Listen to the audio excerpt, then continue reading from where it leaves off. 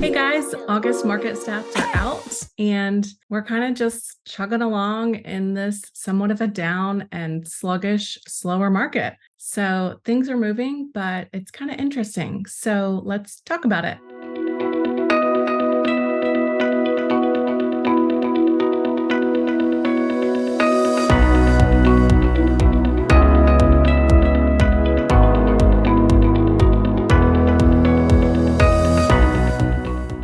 It's worth noting that total sales year over year are now in the positive versus last year. And we're not super surprised. The pending units have been up these last couple months, but we're now up in total sales year over year. The sold and market values, which you'll often hear on the news, are down about 7.5% year over year versus last year. And then the net new listings are down almost 100%. So it's really interesting. We're in a slow market, but we don't have just a whole lot of inventory to choose from. So new listings are down, and withdrawn and expired listings are still up quite a bit. And so we're seeing some sellers just be kind of firm in their prices and a decrease in the amount of listings and inventory that is out there right now. And it's interesting, we're following a curve almost identical to the Austin market in 2019.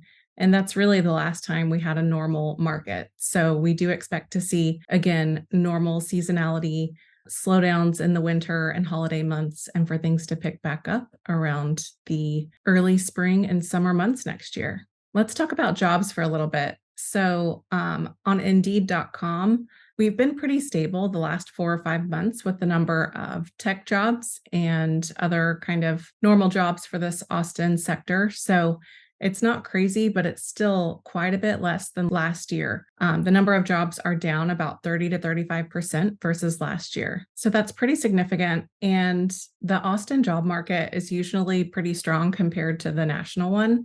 So we're just kind of looking out for the national job market and employment numbers to improve. And then we expect Austin's to improve at that time as well. We also do expect to see mortgage rates trend down next year, hopefully early in the year, but we expect for sure by Q3 for the mortgage rates to decrease. And then obviously when the jobs and the mortgage rates improve, you will see more demand for housing and kind of that pent up demand, the people that have been waiting to jump back into the market. So what does all this mean for you? If you're a buyer and looking to buy right now, you can really take advantage of the sellers that are motivated and need to sell in the fall.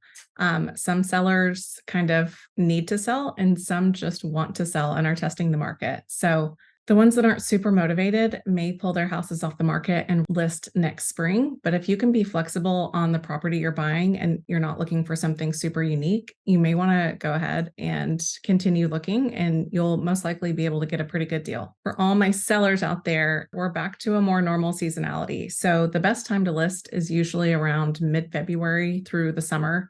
So things are starting to cool off, and demand definitely decreases during those winter holiday months. It may be good to start really thinking about how motivated you are, what you really need to get out of your house, and even a plan B. And it's definitely possible to sell this fall and this winter, but a lot of sellers, if they don't sell by around November, they'll take it off the market for 90 days and the days on market reset. So then when demand is up in the spring, they'll relist their house and it looks just like a brand new listing, and sellers will have quite a bit more leverage than if it looks like it's been on the market for 6 months, if that makes sense. As always, I love talking about this stuff and thinking through it, talking about pros and cons, brainstorming about your situation and what's best for you. So if there's anything we can do to help, please don't hesitate to reach out.